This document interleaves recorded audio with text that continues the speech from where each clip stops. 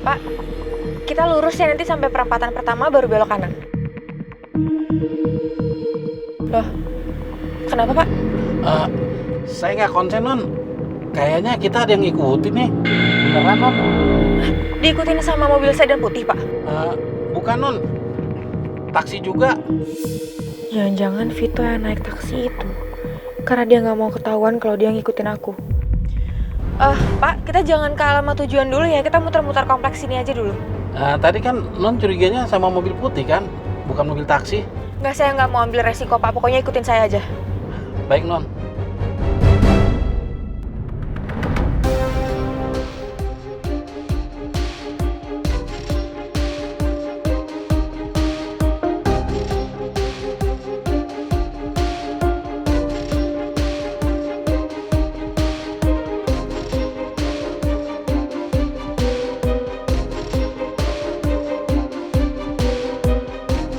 Jalanan komplek ini daerah rumah Bu Soraya.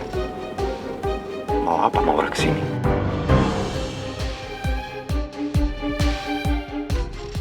Kenapa Maura muterin lagi di jalanan ini? Bukannya tadi kita udah lewatin? Apa jangan-jangan Maura mulai curiga kalau aku ikutin dia? Pak. Iya mas, Tolong kita berhenti dulu di depan ya. di depan jalan ini mas. Iya Pak.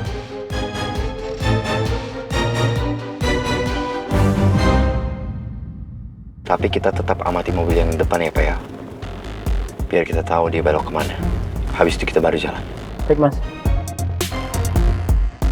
Kalau Maura emang mau ketemu sama temannya, kenapa harus datang ke rumahnya malam-malam begini?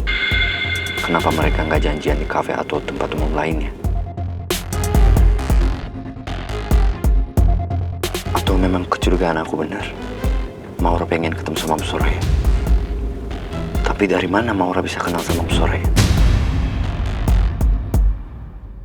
Pak, aku bersyukur banget sekarang Bapak udah sadar. Bapak udah ingat kita semua di sini. Aku berharap nanti kalau Bapak udah bener-bener sembuh, Bapak bisa ceritainnya ke kita. Sebenarnya apa yang Bapak tahu soal meninggalnya Mama.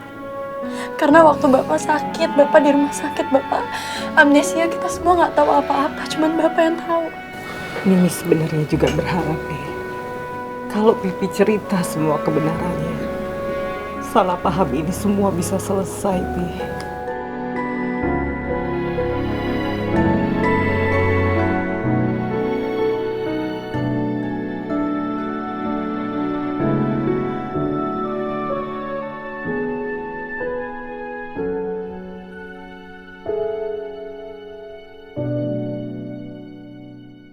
Jujur maksudnya apa? Bu Soraya lakukan sama Lisa. Pak Raymond! Pak Raymond!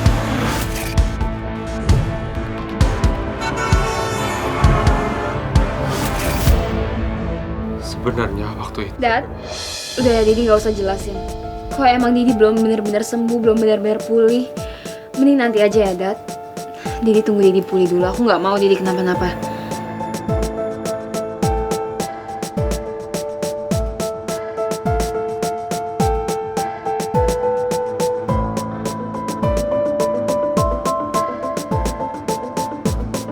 Mending kalian pergi aja deh dari sini. Daripada bikin Didi stres lagi dan tambah sakit. Gue nggak mau ya Didi gue kenapa-napa lagi gara-gara kalian. Mending pergi. Mel, gue kan juga nggak maksa. Put, udah ya. Lo nggak usah ngeles. Lo harusnya sadar diri, Put. Lo inget lo bukan anak kandungnya Didi. Kenapa lo nyusahin hidup Didi?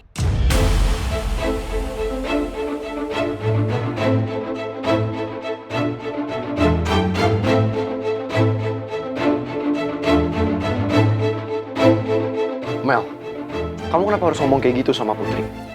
Pangeran, harusnya lo sadar juga ya. Gara-gara lo sama Putri, Didi jadi kecelakaan kayak gini. Mending pergi deh.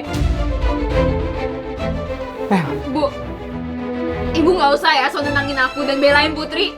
Harusnya Ibu juga ingat Putri bukan anak kandung Ibu dan dia juga bukan anak kandungnya Didi.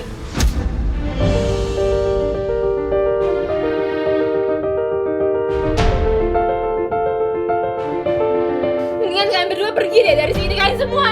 Mel, stop! Kamu nggak boleh bicara gitu depan Mimi. Hei, suka atau tidak suka, Mimi sudah jadi istri Dedi sah. Dan Putri adalah keluarga kamu, saudara kamu. Kamu nggak boleh bicara begitu. Hargai mereka. Be respect, okay?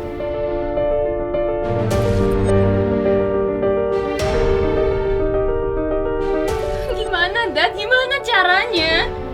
Sebelum mereka berdua masuk ke dalam kehidupan kita, keluarga kita tadinya baik-baik aja, nggak ada masalah, Dad. Tenang-tenang aja. Setelah mereka berdua masuk, banyak banget masalah. Bahkan Didi kecelakaan sampai koma gara-gara Putri. Dan Didi harusnya sadar. Dan ibu nggak pernah peduli. Dia nggak pernah peduli sama perasaan aku. Dia cuma pentingin belain Putri. Harusnya mereka berdua angkat kaki dari sini, Dad. Ya, kamu dengerin Dedi dulu. Dedi akan ceritain semuanya ya. Dengerin Dedi dulu, sabar.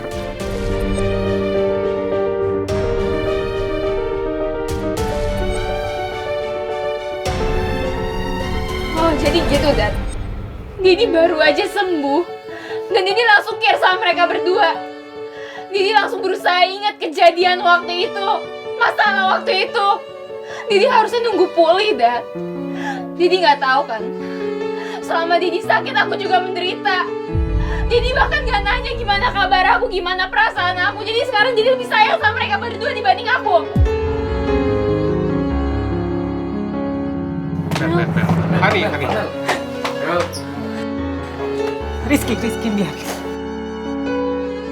biarin Mel sendiri. Mel itu lagi emosi, biarin Rizky. Maaf Tante, tapi saya nggak bisa lihat Mel keadaan seperti itu, Tante. Rizky, Mel itu lagi emosi. Kalau kamu ajakin dia bicara, yang ada dia makin meledak-ledak.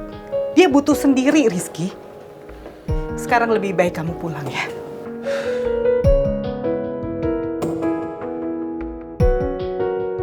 Baik Tante, saya bakal coba mengerti kondisinya. Kalau gitu saya permisi ya. Iya Rizky. Om Raymond saya permisi. Mudah-mudahan Om Raymond cepat membaik. Terima kasih ya, Chris.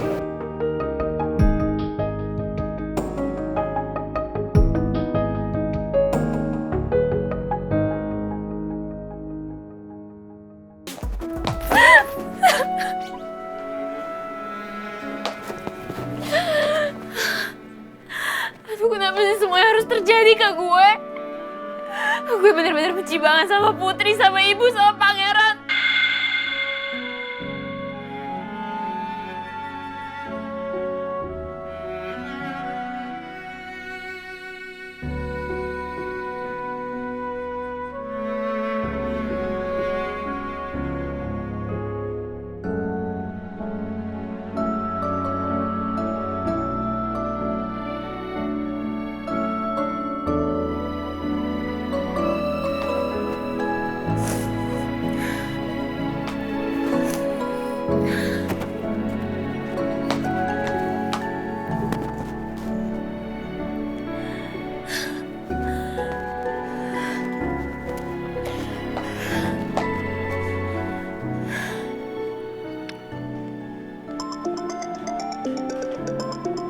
Mel?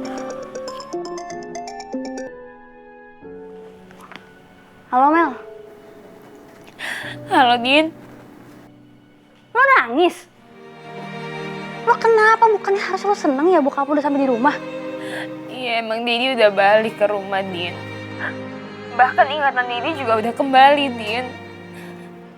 Alhamdulillah, syukurlah aku jadi lega dengernya. Terus lo kenapa? Kok malah nangis? Harusnya kan lo seneng, Mel. Gue bener-bener gak tahan lagi, Din. Setelah Didi sadar yang langsung diurusin masalahnya pangeran sama Putri. Bahkan Didi gak nanya gimana kabar gue, gimana perasaan gue. Dia juga gak nanya gimana gue tertekannya sama Rizky. Dia gak tahu, Din. Gue bener-bener sakit hati banget.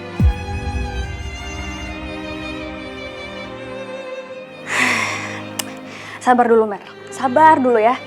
Coba deh. Ya mungkin aja bokap lo ingat masalah Putri sama pangeran itu karena itu memori terakhirnya dia sebelum kecelakaan dan amnesia, ya kan? Gue yakin kok bokap lo itu pasti saling sayang dan perhatian sama lo.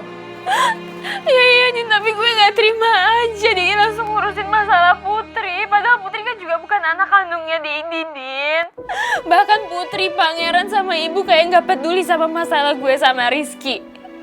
Mel, Coba lu tenang dulu sekarang, lu jangan sensi. Nih ya, orang-orang biasanya kalau misalkan sensi itu akan mikir yang negatifnya dulu dari orang lain. Coba deh, siapa tahu kan bokap lo lagi nggak mikir ke hal yang kayak gitu. Din, stop ya Din ya.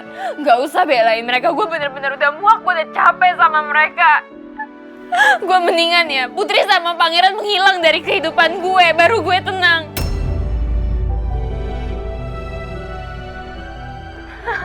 Dan gue sedih banget sampai sekarang gue gak bisa lepas dari Rizky, Din.